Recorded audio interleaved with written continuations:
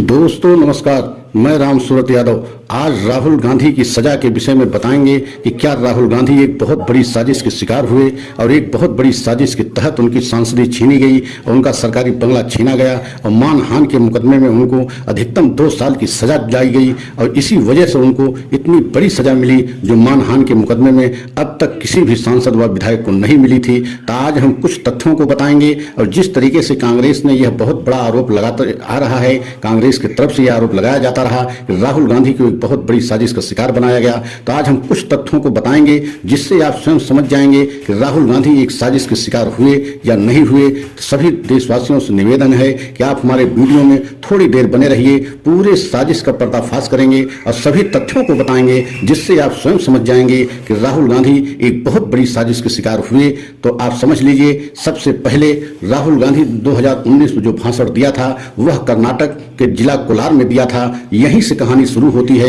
राहुल गांधी जो भाषण दिया वो कर्नाटक में दिया, लेकिन यह मामला गुजरात में कैसे पहुंचा आप कल्पना कीजिए। गुजरात के बीजेपी के विधायक प्रवेश मोदी ने जो है कर्नाटक में दिए हुए भाषण की शिकायत गुजरात में करते हैं, गुजरात में ही मुकदमा लिखाते हैं। मतलब कहानी यहीं से सारी शुरू होती है प्रवेश मोदी का, जबकि उस भाषण में राहुल गांधी नाम भी नहीं लिए थे, लेकिन प्रवेश मोदी जो विधायक बीजेपी के हैं उनके द्वारा शिकायत की गई और उनके द्वारा मुकदमा लिखाया गया और उसी के तहत जो है राहुल गांधी को सजा मिली थी और मिली है। तो सबसे पहले यही से कहानी शुरू होती है कि प्रवेश मोदी क्यों जो है शिकायत किए जब उनका नाम नहीं लिया गया था और वह गुजरात में थे और मामला कर्नाटक का था, लेकिन कर्नाटक से गुजरात में शिकायत की गई, गुजरात में मुकदमा लिखाया गया। तो आप कल्पना कीजिए कि सारी कहानी यही से शुरू होती है और प्रवेश मोदी द्वारा मुकदमा लिखाया जाता है। उसके बाद उसी मुकदमे में राहुल गांधी की 3 बार पेशी होती है। राहुल गांधी 3 बार पेश भी होते हैं, लेकिन इसके बाद प्रवेश मोदी द्वारा यह कहना कि राहुल गांधी हर तारीख पे पेश हों, तो कोर्ट द्वारा मतलब मजिस्ट्रेट द्वारा यह कहना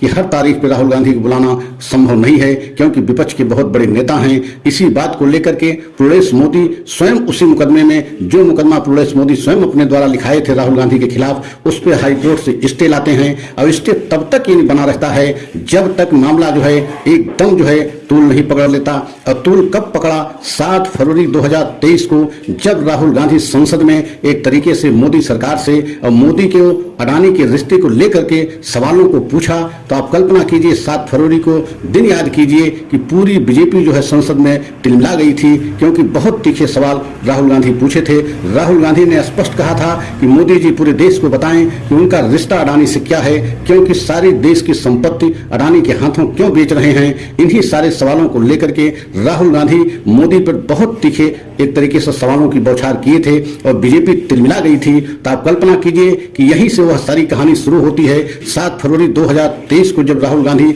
संसद में सवाल पूछते हैं, उसके बाद जो है 10 फरवरी 2023 को ही जो है प्रवेश मोदी हाईकोर्ट से स्टे हटवाते हैं और जो है आप कल्पना कीजिए और सोचिए कि ये कहानी एक साजिश है कि नहीं है। 7 फरवरी को राहुल गांधी के द्वारा सवाल पूछना, 10 फरवरी को एक तरीके से स्टे हटवाना और उसके बाद जिस कोर्ट में राहुल गांधी का मुकदमा चल रहा था उसमें उस कोर्ट से जज महोदय का ट्रांसफर होना और जो दूसरे जो जज महोदय आते हैं हरीश हसमुख भाई वर्मा उसी कोर्ट में लाए जाते हैं और उनकी नियुक्ति होती है जिसमें राहुल गांधी का मुकदमा चल रहा होता है। तो आप कल्पना कीजिए कि मात्र 1 या 2 सुनवाई भी जो है हरीश हसमुख भाई वर्मा जो मुख्य न्यायिक मजिस्ट्रेट बनाए गए उनके द्वारा सुनवाई नहीं की गई और 23 मार्च को एक तरीके से राहुल गांधी को सजा दे दी गई। तो आप कल्पना कीजिए कि किस तरीके से मतलब ये सारे जो है तारीखों का एक मिलान करिए कि किस तरीके से जो है ये घटना घटी। राहुल गांधी को एक बहुत बड़ी साजिश का शिकार बनाया गया और यहां तक कहा जा रहा है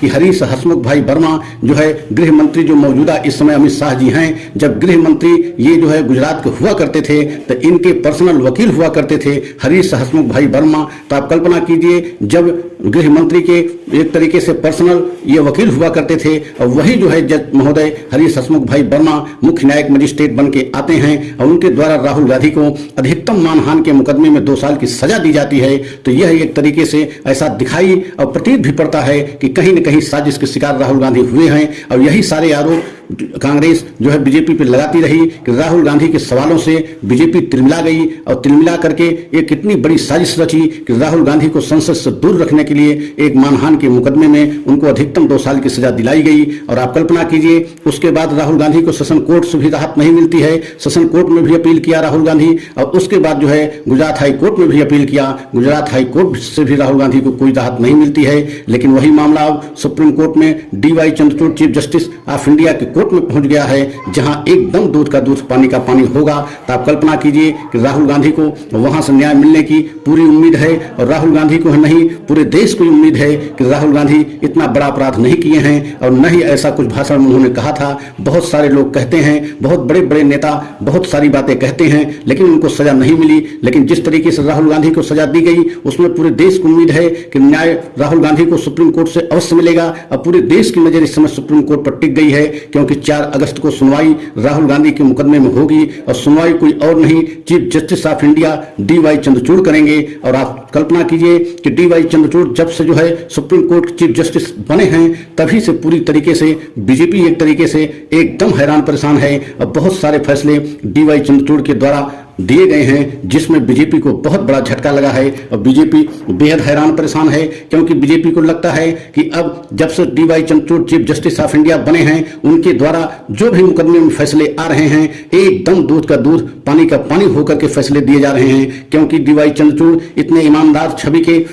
जस्टिस माने जाते हैं, पूरा उनका कैरियर देखा जाए तो बहुत बड़े ईमानदार के रूप में उनकी पूरे देश में छवि रही, और यही वजह है कि कभी उनके ऊपर सत्ता का कोई असर नहीं दिखाई दिया और न ही सत्ता किसी तरीके से DY चंद्रचूड़ पर मनमानी कर पाई। और यही वजह है कि DY चंद्रचूड़ जब से चीफ जस्टिस ऑफ इंडिया बने हैं बहुत सारे फैसले, वह चाहे चुनाव आयुक्त को लेकर के फैसला हो या ईडी प्रमुख को लेकर के फैसला हो, बहुत सारे ऐसे फैसले दिए हैं जिसमें बीजेपी को बहुत बड़ा झटका लगा है। और यही वजह है कि बीजेपी को अब समझ में आ गया है कि राहुल गांधी को भी वहीं से न्याय मिलेगा, और पूरे देश को भी उम्मीद है कि राहुल गांधी को 4 अगस्त को न्याय मिलेगा, और देश की विपक्ष की सभी पार्टियों को भी उम्मीद है कि राहुल गांधी को न्याय अवश्य मिलेगा। क्योंकि राहुल गांधी जिस तरीके से देश की जनता में इस समय जनप्रिय हो रहे हैं, लोकप्रिय हो रहे हैं, और उनकी लोकप्रियता जिस तरीके से बढ़ रही है, एक जननायक नेता के रूप में राहुल गांधी पूरे देश के सामने उभर कर आए हैं। तो आप समझ सकते हैं कि राहुल गांधी की इस समय जनता में जिस तरीके से पकड़ बन रही है और जनता जिस तरीके से उनको चाह रही है, उससे पूरी बीजेपी